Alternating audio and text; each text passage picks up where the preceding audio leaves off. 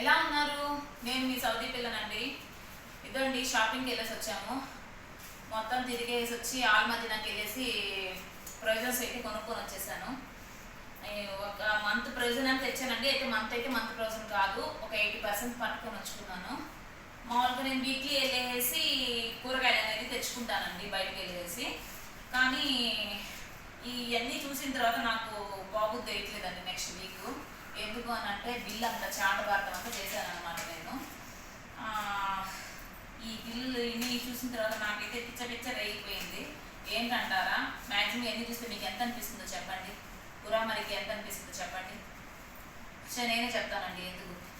ఇవన్నీ కలిపి మొత్తం 24,000 చిల్లర అయిందండి మన డబ్బుల్లో, ఇండియా డబ్బుల్లో. నాకైతే అసలు ఒక ట్రిప్ పోతేనే ఇంత లాంగ్ అయితే వీక్లీ పోతే పరిస్థితి ఏందో మీరే ఆలోచించండి. కాస్ట్ ఆఫ్ లివింగ్ అయితే మాత్రము సౌదీ అసలు హై పిచ్లో ఉంది, చెప్పబడలేదు దాన్ని. ఒకప్పుడు సౌదీ వేరండి, ఇప్పుడు సౌదీ వేరు. కరోనాకు ముందు ఒక లాగుండింది సౌదీ, ఇప్పుడు మొత్తం మారిపోయిందండి. కరోనా తరపు నుంచి మొత్తం రేట్లన్నీ అసలు జిఎస్టీలు పిఎస్టీలు అన్నీ కలిపి పడేసి ట్యాక్సీలు పెంచేసి గందరగోళం చేసేస్తున్నారండి. అంటే ఫ్యామిలీస్ ఉండాలి అంటే మాత్రం మహా కష్టం అండి. ఒక మంచి శాలరీ ఉంటేనే ఉండగలరు అనేది మాత్రం నేను చెప్పగలను. ఇంకా తప్పదు కదండి, మనం బతుకుదల కోసం వచ్చాం కాబట్టి, తినాలి బతకాలి కాబట్టి తెచ్చుకోవాలి, తప్పదు. అది కూడా ఏంటి అంటే ఒక పద్ధతిగా తెచ్చుకుంటేనే ఈ రేంజ్లో అవుతుందండి. ఒక పద్ధతిగా మనం కొనుక్కుంటేనే ఇంత అనేసి వేస్ట్ చేయకుండా. అదే మనం ఇండియాలో ఉన్నట్టే కానీ తెచ్చుకుంటే నా లెక్క ప్రకారం అయితే గందరగోళం అయిపోయేదేమో. నేను ఫస్ట్లో వచ్చిన కొత్తలో అలాగే చేశానండి.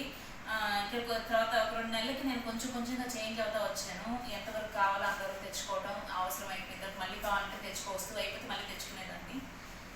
ఇప్పుడు అట్లా తెచ్చినా కానీ కాస్ట్ చూడండి ఎలా ఉన్నాయో, భయం వేస్తుంది. ఆ భయం ఒక ఎత్తు అయితే, ఇప్పుడు ఇవన్నీ హుషారుగా నేను ట్రైల్కి వేసుకొని పట్టుకొని వచ్చానా, వచ్చిన తర్వాత ఏ సర్దేది ఎట్లా అనేసి ఆలోచిస్తూ కూర్చున్నానండి. నాకైతే ఏం అర్థం కావట్లేదు.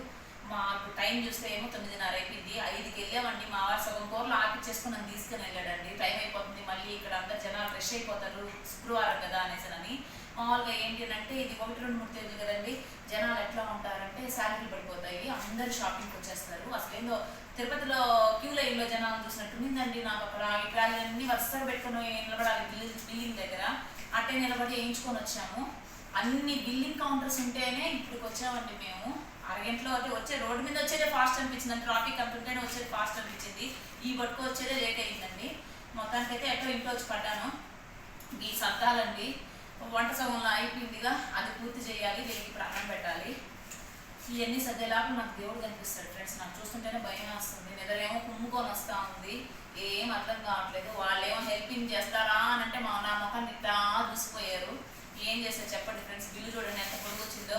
మా పాప అంత పొడుగుందండి బిల్లు మాత్రం. మా పాప అంత పొడుగుంది. పాప ఇక్కడ మా పాప నాకు అదే అన్నారు. మా ఇంట్లో నెల్లూరులో ఉండేటప్పుడు అండి కరెంట్ బిల్లు వస్తుందండి.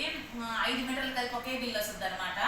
అప్పుడు ఇట్లా మేము కొలతలు వేసి చూసుకునేదాన్ని మా పాపకి చూడమని ఎంత పొడుగు వచ్చింది అనేసి. ఇప్పుడు ఓన్లీ ఒక పూట షాపింగ్ బిల్కి అనమాట ఎంత పొడుగు బిల్లు వచ్చేయంగానే, అమ్మ మన ఇంట్లో కరెంట్ బిల్ లాగా ఉంది కదా ఇది అని చెప్పేసి మా పాప అనిందండి. చూడండి మా పాప అంత ఎత్తుంది. ఇది ఏం చేస్తామండి, తప్పదు కదా, ఇంకా బతకాలి కాబట్టి తెచ్చుకోవాలి, తినాలి. ఓకేనా ఫ్రెండ్స్. పోయేసి మా వాళ్ళు నా ఇప్పటికే కొరకరా అని చూస్తూ ఉన్నారు. నేను వెళ్ళేసి వంట స్టార్ట్ చేస్తాను ఫ్రెండ్స్. ఆ వంట పూర్తి చేసుకోక ముందు వాళ్ళ కడుపులోకి వేయలేదనుకో ఇంకేం లేదు.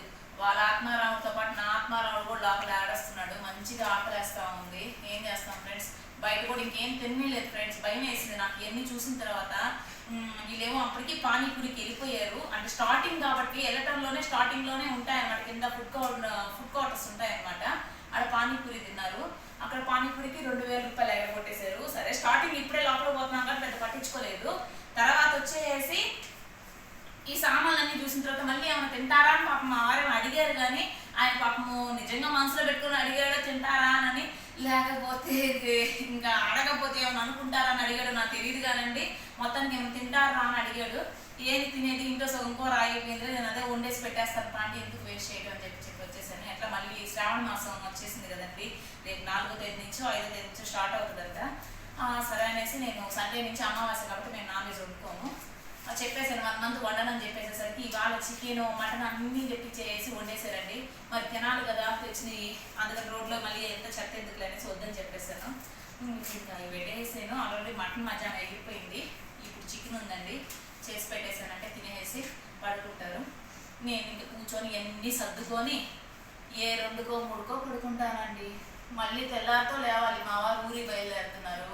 ఇంకా ఆయన ప్యాకింగ్ అంతా చేయాలా, ఫుడ్ రెడీ చేయాలి, ప్యాకింగ్ రెడీ చేయాలి, తప్పదు కదండి. ఏమంటారు ఫ్రెండ్స్? ఓకే ఫ్రెండ్స్, నా సోజ్ మీకు చెప్పి మీకు నీరసం తెప్పిస్తున్నాం కదా, ఓకేనా? Okay friends, bye bye, good night.